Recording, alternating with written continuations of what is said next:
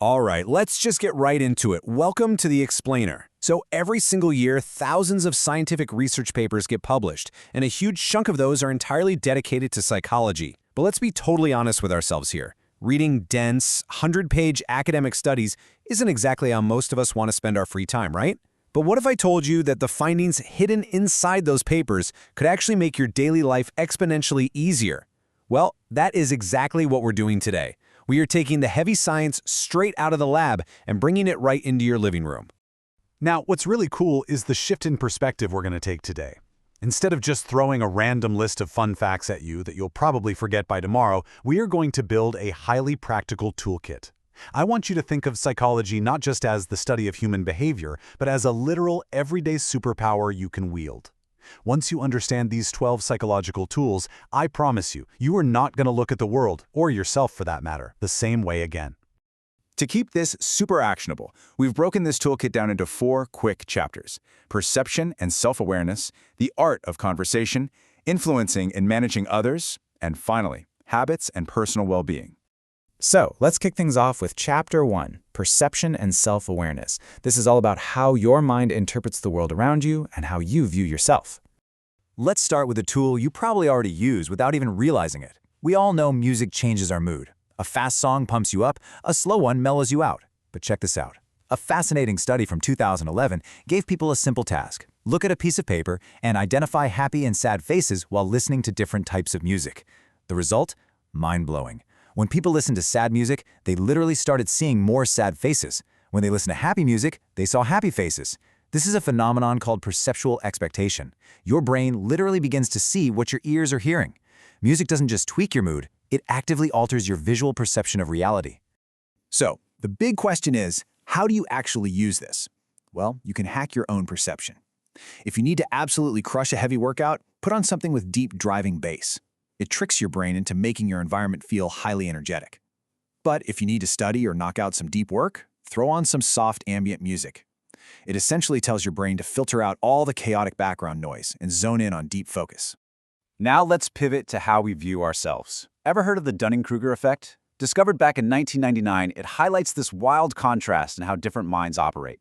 Get this, highly intelligent people almost always treat themselves like they're below average. They constantly doubt their knowledge because they know just enough to realize how much they actually don't know. On the flip side, people with average or lower intellect tend to do the exact opposite. They boast, they show off, and they genuinely believe they're the smartest person in the room. Think about that one friend who always claims they didn't study and are definitely going to fail the exam, but then they pull top marks. They aren't lying to you. They genuinely doubt themselves because their brains are just wired with that high-level intelligence. Okay, hand up if you've ever proudly called yourself a master multitasker. Well, neuropsychology has some bad news for you. Multitasking is a complete illusion. Seriously, your brain simply cannot focus on 2 complex things at the exact same time. Now sure, you can walk and talk simultaneously, but those are automatic autopilot behaviors. Try reading a book while watching a complex TV show. Yeah, you aren't doing both. Your brain is just rapidly and super exhaustingly shifting its focus back and forth between the two. All right, moving right along to Chapter 2, the art of conversation. Let's talk about navigating social interactions like a pro. Here is a trick that is honestly almost too powerful. If you're in a conversation that's stalling out, or if you just need someone to open up and give you more info, simply ask them a question. When they give you a short answer, do not reply. Maintain eye contact and just stay completely silent. I'm going to stop talking for just a second so you can feel it.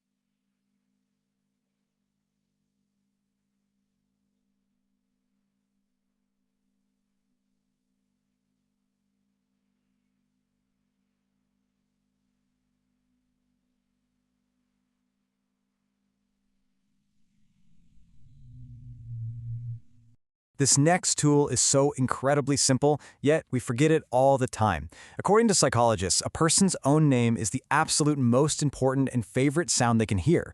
When you naturally weave someone's name into a conversation, they subconsciously feel valued, important, and just way more comfortable around you. But if you forget someone's name, they instantly feel insignificant. Make it a hard habit to use people's names. And that ties perfectly into our next psychological lever, the chameleon effect. It's human nature. People naturally like people who are similar to themselves. So if you want to build instant rapport, you need to subtly become a chameleon. Notice the specific vocabulary or little catchphrases the other person uses, and naturally sprinkle those exact words into your replies. Gently mirror their physical posture too. If they lean in, you lean in. This subtle mirroring makes them subconsciously identify with you, and it builds a deep, instant level of trust. You know, sometimes the best way to be a great conversationalist is just playing dumb. Say you meet someone who is incredibly passionate about cars. Even if you're a massive gearhead yourself, let them explain things to you. Ask questions that let them showcase their expertise. It makes them feel smart, confident, and incredibly fond of you, simply because you gave them the floor. As the Dalai Lama famously pointed out, when you talk, you're only repeating what you already know. But if you listen, you might actually learn something new. Let's slide into Chapter 3, Influencing and Managing Others. These are the subtle tricks to quietly guide behavior. So the magic word here is the illusion of choice. If you want someone to do something, like, say, getting a stubborn kid to do their homework, never just command them to do it. Instead, offer a choice where both outcomes benefit you. Try asking, do you want to study English or math right now? The kid picks one, feeling totally in control of their own destiny, while you get exactly what you wanted the whole time. Fun fact, restaurants do this to us constantly. A waiter might highlight two specific highly expensive specials. You feel like you're making a grand choice, but really they've just expertly guided you right into their trap. Okay, this next one is literally one of my favorites. It's called the snack man trick. Imagine you're at a gathering and two people are getting highly aggressive. You can feel a conflict brewing. How do you stop it? Start eating. Better yet, offer them something to eat, like a simple piece of chocolate. Psychologically speaking, eating is a deeply calming, grounding activity. When people see someone calmly eating, or when they chew food themselves, the brain receives a primal signal that the environment is safe. It is incredibly difficult for the human brain to sustain high-level aggression while simultaneously chewing on a snack. Finally, let's wrap up with Chapter 4, Habits and Personal Well-Being. Let's talk about upgrading your daily routine. You've definitely heard the old saying that it takes 21 days to form a habit, right? Well, you can scrap that. Neuropsychological research actually shows that on average, it takes 66 days to form a new routine. If we map out this timeline, days 1 to 22 are going to be deeply uncomfortable. Days 23 to 44, that's the danger zone. It feels way too hard, and this is exactly where most people quit because they think something is wrong with them for struggling past the 21-day mark. But if you just push through to day 45 and beyond, you finally hit momentum. Knowing this realistic 66-day roadmap completely prevents you from getting disappointed and quitting halfway through. Here's a super practical trick for those high-stress days. Imagine you're driving to work for a massive, high-stakes presentation. You are sweating, you are incredibly nervous. The psychological hack? Turn on your favorite song and belt it out loud. It might feel a little silly, but singing literally forces your brain to release oxytocin. This pleasure chemical rapidly drops your cortisol levels, which is your main stress hormone, and it lowers your heart rate. By the time you park your car, you are chemically calmer and vastly more confident. And that perfectly leads us to our absolute last daily tool, just 10 minutes. That is literally all it takes. Spending just 10 minutes in direct sunlight, especially first thing in the morning, does way more than just wake you up. The vitamin D you absorb acts as a literal biological mood stabilizer. It triggers the release of pleasure hormones in your brain. In fact, studies show that in countries with less sunlight, symptoms of depression are significantly higher. Those 10 minutes of morning sun, they are an active, daily shield for your mental health. Man, we have covered a lot of ground today. From hacking your own perception with music, to the chameleon effect, the awkward but powerful use of silence, and that crucial 66-day habit rule.